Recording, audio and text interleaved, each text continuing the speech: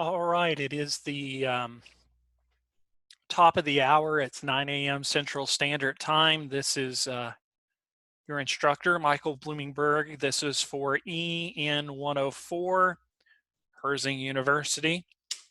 And this is the first live session. Currently, there is no one on the live session, but that's okay. I'm just going to kind of walk through some things today, just kind of explain our class a little bit.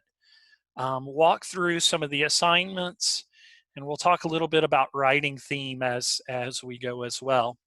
And if we do have folks who join the session, I'll be sure to acknowledge them as we go. So let me go ahead and begin by sharing my screen. All right. So what we should see in focus here is the home screen of our Canvas page.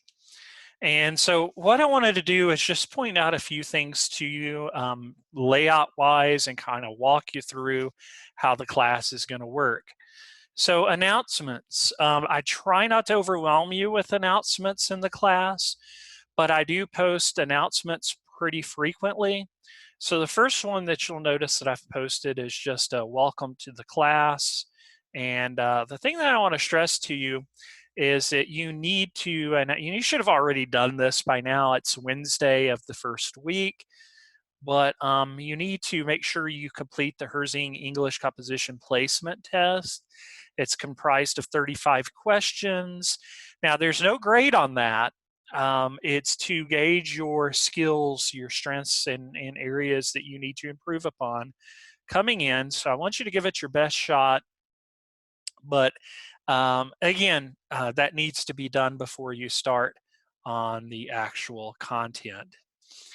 Going back to announcements, I've also posted information about the price model of success and along with a couple of videos there. So please take the time to check those out. That's professionalism, respect, integrity, caring, and engagement. That equals the price model of success. We take that very seriously here at Herzing University. So hopefully you'll take some time to review that. Okay. Other announcements, just the fact, and I'm going to kind of go through this quickly. I've posted on how to connect with an academic coach if you so desire to do that. Posted information about academic honesty. Please take time to check that out because that is defined, and I'll just pull that up through the Herzing University catalog for the student conduct section of the university catalog. That's original work, plagiarism, paraphrasing are addressed in great detail. Excuse me. So please take a look at that and be aware of the policy. Now these synchronous learning meetings, we're going to have one of these each and every week, and this of course is the first one. It's my honest hope that you're able to join in live. This is an additional resource for the course, and it'll help you as we go through assignments, and I try to walk you through a little lesson, things of that nature that I think will help you in terms of what we're doing in the course. And each week I'll try to post a reminder like I did just now about the meeting time and the link for the live session. And I always post the link. Try to get into the web link, but if worst case scenario you can't, there is a call-in number. The only problem with the call-in number, it's my understanding is you're only able to hear auditorially. You can actually see like when I screen share and things of that nature. So just be aware of that. So do check your announcements frequently. I'll post those quite often. Hopefully by now you've had a chance to take a look at the syllabus and check out what each unit looks like, and hopefully you've been able to do that by now. Two very important links to consider: modules. This is where you're going to go to complete the work each week. You're going to click in modules, and Of course, the first thing you'll see is the README part. So I want to walk you through that first. Um, it gives an introduction to the course and library resources, but I want to take a look at the faculty and course information to begin. Um, you can see my email is listed. I want to be honest with you right now because of COVID-19. I am working exclusively from home, and what I've provided for you here is my office phone. So really, messaging me within Canvas is the best way to contact me if you have any questions about anything. Office hours are listed. The fact that we go on a week-by-week schedule, so I'll always post like a welcome to week 2. And of course, week 2 just corresponds with module 2. Week 3 with module 3. So start each week in the module area and correspond that to the week that we're working in. Our class is perhaps a little bit different than most of the classes that you're taking presently at Herzing, and that our class is a 16-week class, whereas many of the classes in the summer session are designated by summer A or summer B, with each session being 8-week sessions. So I realize that that's a little bit different, but I think it's going to be a good different because we get to kind of slow down the pace of the class and really spend time engaged in the content. We're not really rushing too much in that way. All right, let's see. Go back. The placement test we've already talked about. Now, Unit 1, which corresponds to Week 1, is reading and digital literacy. We'll come back to that in just a minute. Now, to get to the discussion boards, you can either do that in the content area or you can click discussions. And you can see we're already off to a good start with the first discussion. We'll go over it in a minute, but I just wanted to again emphasize that there are a couple of ways that you can get to the discussion assignment. All right. Let's see. The inbox feature, I'm not going to click on this because of student confidentiality. I actually have inbox messages that are already apparent. So you would see them if I clicked on them. But the best way to contact me is to click on inbox and find my name and just send me a message. It works very similar to how it would work if you were emailing me. And again, that's the easiest way to contact me if you have any questions about anything. But I won't click on that. But what I do want you to know is that you'll see a number, like a number 1, for example, or 2 in inbox to show that you have messages that have come in. Make sure you keep check on that because I do answer all of the inquiries that come my way. And when I do answer them, that'll be sent directly to your inbox, and it'll show, just like it'll show on my end, if I have 1, 2, 3, so on kind of messages, it'll show the same thing for you. Lastly, and again, I'm not going to click on this because of student confidentiality, but there's a grades tab, and when you click on that, that's automatically set up for you. And so when you click it, you'll only be able to see your grades, whereas if I click it, it's going to pull up the grades of the whole class. That's why I'm not going to click it, but that's where you need to go to check your grades each week. Now, generally speaking, you want to give me a little bit of time to review your work each week. It usually takes me a day or 2 to get the scores updated, so bear with me on that. You're not going to see them, for example, first thing Monday morning. You might see it more Monday evening or Tuesday evening, usually at the latest is when you'll see your scores updated. All right.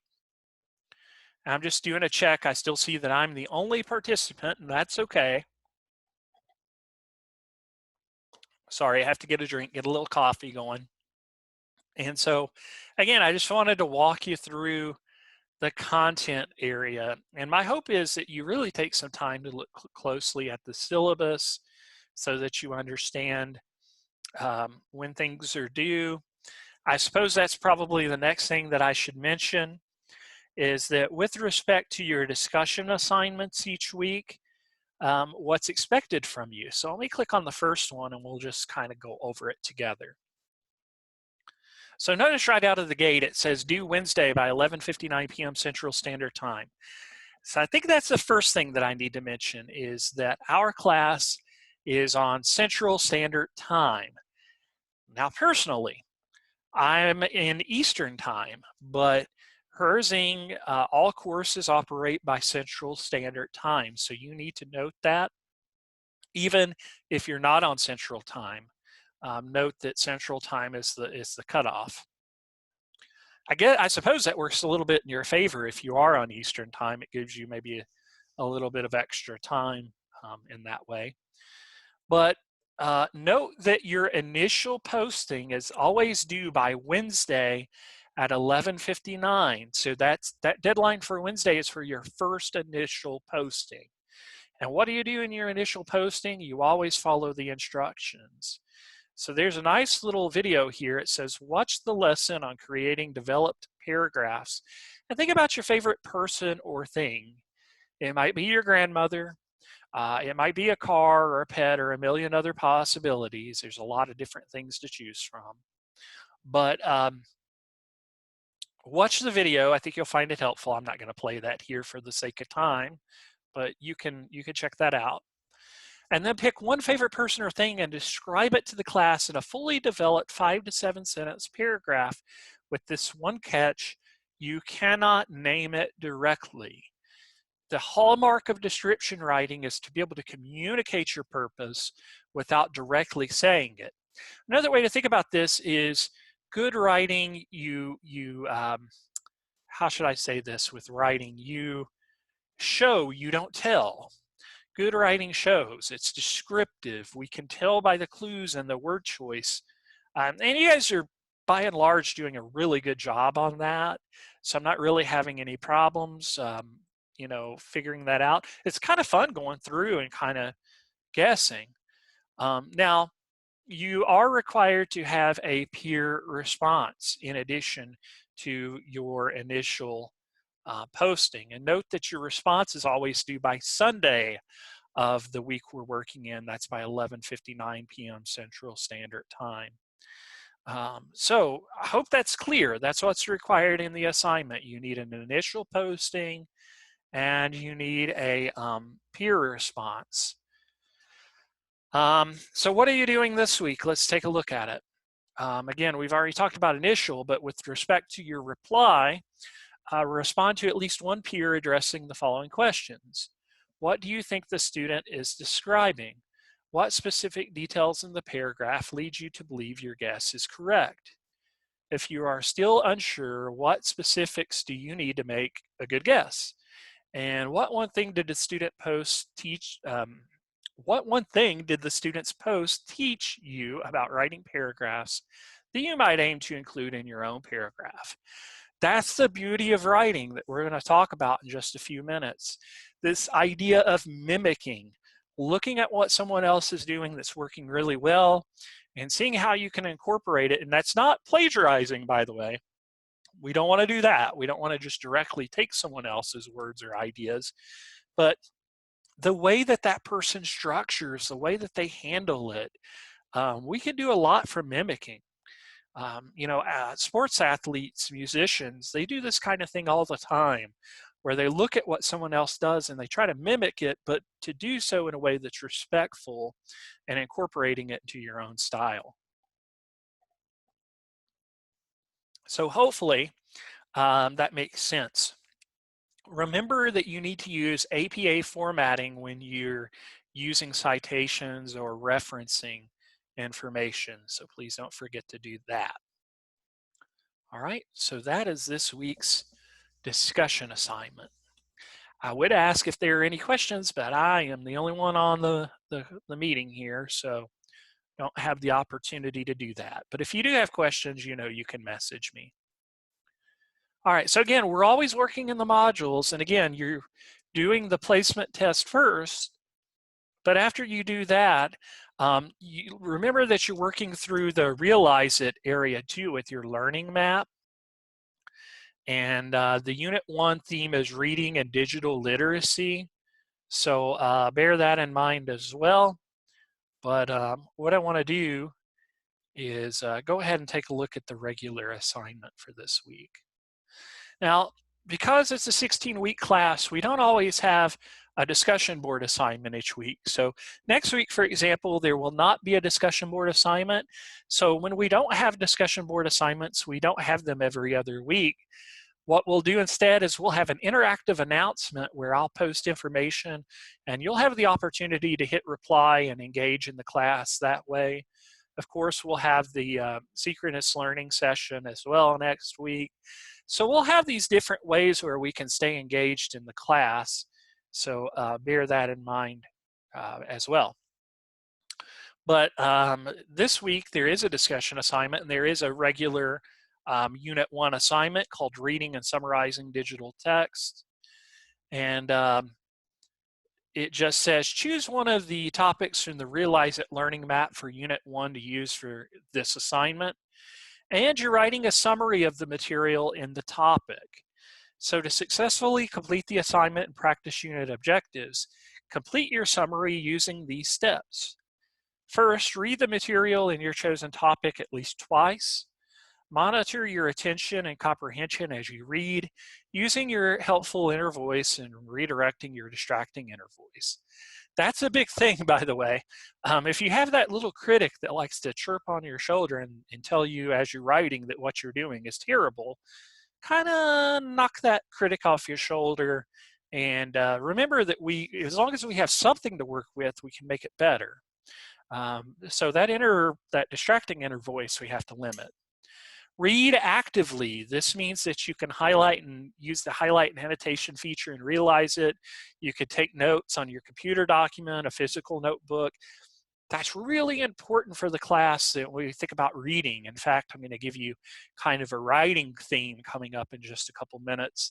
But it's really important to think about how the reading process engages in the writing process. You can't do one without the other. And so we'll talk more about that, but you need to become an engaged reader. Write down the main ideas and a key point or two with each. Really break down that topic that you're looking at. Review your notes, plan your summary by identifying the main ideas and key points to include. And feel free to reread as necessary to get clarity on those ideas.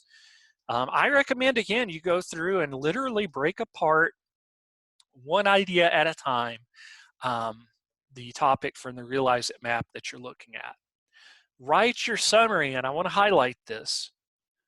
Start with the title of the topic and the main idea in the first sentence. I'm really looking for that in the assignment. Make it clear what the topic is, the main idea. Identify the main ideas and key points in subsequent sentences. So remember to do that. Review the summary, make sure it accurately reflects the ideas. Notice this part, it's very important in the writing process. Read it aloud. I hope you get into the habit of doing that with your writing. Find somebody in your proximity that you can read to. And if you live by yourself, if you don't have anybody that you live with, maybe you have I'm kind of being silly, but kind of not. Maybe you have a pet, read to your pet, read it to yourself. But the point is that make sure it's clear. If you just are doing silent reading in your own mind, you're more apt to miss things. So be careful of that. So the assignment is worth 10 points. And somebody's inevitably going to ask me how long it should be. And notice that it's due Sunday too. That's May 10th by 11:59 p.m. Central Standard Time. But somebody's going to ask me how long it should be. What I would say to that is make it as long as it needs to be. Certainly you don't need it to be super long, but you need to make sure you're encapsulating all of the major ideas from the Realize It topic. Okay, I look forward to it. I will go through, I'll share my feedback with you. And of course, if you go down, there is a rubric. Always look carefully at your rubrics because it lets you kind of know what I'm looking for. Content, analysis, writing, and APA. Now, the APA is just to kind of get you used to the idea of being evaluated for APA, but you may notice on this rubric there's no actual points for it. Instead, it's content analysis and writing, but we will wean ourselves into APA documentation in the class, so it's not too early to think about that. Which reminds me, there's a really good website that I would recommend if you're having any trouble with APA documentation. That website is called the Purdue OWL. That's Purdue, as in Purdue University. It's a university in the state of Indiana. And OWL, that's like a hoot owl, like OWL. Now it's actually an acronym because it stands for Online Writing Lab. But I really recommend that website if you're looking for an outside resource because it's really good in terms of documenting APA. In fact, it has its own APA guide that you can use that, again, I think works pretty well for what you're being asked to do with the APA. All right, let's see. Anything else that I was going to cover? I think the realize it is just going to take some time to work through. Make sure you take your time in the learning map and that you're really emphasizing the key the key parts to the learning map, and that you're taking your time answering those questions because it does count towards your score, obviously, in the class. All right, very good. See, we talked about the Purdue OWL. I feel like I'm missing something. Maybe I'm not, though. All right, so I'm going to try to do a new share here. Okay, so what I wanted to do is share a writing theme with you. This is just additional supplemental information that goes actually pretty well with what you're working through so far this week. And a writing theme just means that this is the kind of philosophy that you can take with you in this class to be successful.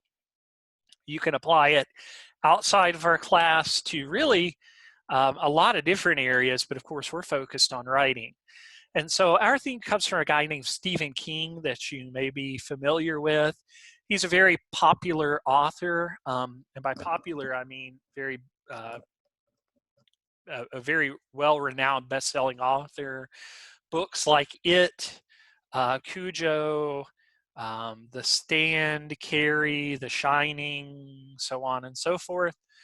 Now, this particular theme comes from a book, and you don't have to have this book, by the way. Again, this is just some additional information that will hopefully help you in the class. But if you do want to check out the book, it's from a book called On Writing, which was published in the year 2000, almost 20 years ago now. And the book's really interesting because it's not a very long book, like It is a really long book. But On Writing is a very small, compact book. And it's kind of centered in two parts. The first half of the book is just kind of a straightforward autobiography where King kind of talks about his life and, sort of what led him to become a writer, his battle with drug and alcohol addiction. There's a lot of really interesting information in the first half of the book. But our theme actually comes from the second half of the book, which is advice that King gives to those who want to become writers. And I realized that the chances of anyone in our class wanting to go on and become a professional writer are probably pretty slim. I don't know, though. Maybe so. Maybe somebody wants to study journalism or go into writing. That's great. But even if you don't, you need to become a successful writer in the college level and to be able to translate that into your career. So if, for example, you're getting into the medical field, maybe you want to be a nurse, you have to be apt with writing, and you have to use summary skills, all the things that we're really emphasizing in the class. So King in the book says, if you want to be a writer, and he means if you want to be a successful, a good writer, you must do two things above all others. Now, this is the part of the live session where ideally I would have stopped and said, well, what do you all think? What is it that King says you must do? And we would get all kinds of answers. We have to be imaginative. You have to have a good vocabulary. All of which are good points, and I don't disagree with that, and I don't think King would either. But what King actually says is that above all others, you must read a lot and write a lot.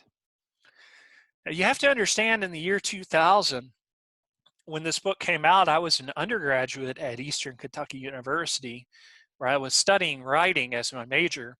And so I was a big King fan, and I checked out the book and I saw that part, and I was like, kind of befuddled me. I was like, read a lot, write a lot. That's really what he says is the secret to success? Like, there has to be more to it than that. But once I really understood what he meant, it made perfect sense. It's the repetition that makes one better. So reading a lot, we could talk about that for just a minute. The importance of reading a lot is that you get a sense of what others are doing that works. So that's what you're doing, for example, in this week's discussion assignment. You're checking out how your classmates can describe things in very unique ways without saying exactly what it is they're describing. You read to see what works. You read to see what doesn't work. Have you ever read something that took you out of your reading trance? That's pretty bad. So, it's kind of like an athlete, how an athlete will study game film or look at footage of him or herself in a game to kind of see what they're doing right and what they're doing wrong. That's the reading process. It's very cognitive, by the way, because the more you read, the better your vocabulary becomes, the more you get a sense of how letters come together to form words, words come together to form sentences, sentences come together to form larger text. Now, the write a lot part is pretty self-explanatory, probably. You have to do it to get better. There's really no shortcut. It's the time that you put into it. And every single person can become a better writer. Now, it doesn't necessarily mean that you're going to become a great writer. I don't dismiss the fact that people are born with natural talents. And so for some people, a natural talent could be a musical instrument. I've known people who have never had any musical training, but can actually play a piano or play music by ear just by listening. That's a natural talent. Or you have a basketball player like LeBron James, for example. That's like a once in a lifetime kind of talent. Now, what makes talent great is when you have that kind of talent and you put the time in, that's when greatness happens. So I'm not downplaying the fact that some people are born naturally talented in certain areas. But even if you don't have that natural writing talent, you can still become better with putting the time in. Here's a great example, I think, or at least I think it's a pretty good example. Let's say that starting today, this is May 6, 2020, let's say that starting today, I decided that I wanted to become a competitive weightlifter. My arms aren't very big, so use your imagination here. However, I wanted to treat it seriously because I want to enter competitions at a certain point. Maybe a year from now, I want to start entering competitions. So I'm going to give myself a year to get better. So then what I might do to become a competitive weightlifter is I might hire a personal trainer. So I go meet with the personal trainer in the gym. Once COVID-19's over, of course, and we have gyms again. I meet with my personal trainer, and my trainer kind of does an interview, does a physical test on me, and says, yeah, we're going to need you to change your diet. So we need you to go home and just kind of throw away the food you currently have, go out to the grocery and buy everything that I put on this list and follow this diet very carefully, and come back tonight because I want to have our first session at the gym after you go to the grocery. So I say, okay, I go to the grocery. I get exactly what my trainer tells me to get. I clear out all the old food. I throw away all my junk food, for example. And I go to the gym that night, and my trainer puts me through my first workout. I'm lifting, I'm doing all these things. My arms are killing me at the end of the session. I'm getting ready to leave after an hour workout, and my trainer says, wait, I almost forgot. I meant to take a picture of you just as a starting point, because that's oftentimes what happens. So the trainer takes a picture at the starting point, and the question is, I just had a big hour-long workout. Will that picture show a difference in my body? Of course, the answer is no. But I'll go home, I'll go to bed, I'll wake up the next morning, I'm going to feel a difference because my arms and my legs are going to be just sore. I'm kind of dragging my body into the gym to do it all over again the next time. And my trainer will show me the picture, it's not going to show any difference. However, flash forward 1 year later, and I'm ready to compete. Let's just say hypothetically, I've done everything my trainers asked me to do. I've followed my diet strictly. I've worked out each and every time my trainers asked me to. I've increased my strength training. If I took a picture a year later, would I see a difference between the first picture and the next picture? The answer, hopefully, would be a resounding yes, that I would see a difference. That's how this theme works. You're not going to see the difference in reading a lot and writing a lot overnight. In fact, there's going to come points in the term where you're going to be like, another reading assignment, or another writing assignment. But I promise you that the point of this is not to torture you. You have to put yourself through the process in order to get better. And that's how you get better, is to simply do the tasks. That's what the point of it is. Okay? So I'm going to stop sharing that, and what I'm going to do is I'm going to share screen again, hopefully. Well, let me pull it back up. That might be the easiest way to do that. Okay. So I am once again back to the content area. So we're reaching the end point of the live session. I'm hopeful that next week some of you will be able to come on. That way it's not just me continually talking. We can get some corresponding. So remember that although this live session is not what we would call a required component of the class, it is strongly encouraged, because this is a way to talk directly to me, make sure you're understanding the assignments, and ideally we could kind of banter a little bit with respect to the lesson as well. But we're going to go ahead and start the process of wrapping up. Again, the announcements are posted. By now you've already noticed the recording of the video. If you're watching this, you've obviously found the recording. So again, I want to encourage you to reach out. Remember that you have to read a lot and write a lot, and that's what these modules are all about. It's walking you through the process. If you have questions, remember to use the inbox feature to message me, and I'll be sure to get back with you. And don't be surprised too from time to time if I don't reach out to you via the inbox, if I haven't seen you participating in class, or whatever the reason may be, I might actually reach out to you as well. All right, that's pretty much it. I don't think I have any more to share. So good luck as you work through the first week. We're right at the beginning stages. It's a long term ahead, but I'm convinced that we can do this together. Stay healthy. I know we're in a crazy time in our country with the COVID-19 crisis, but stay healthy, take care of yourself. Reach out to me if you need anything at all, content-wise. And yeah, that's pretty much it. I'm going to go ahead and stop the video. So take care and have a good rest of your week.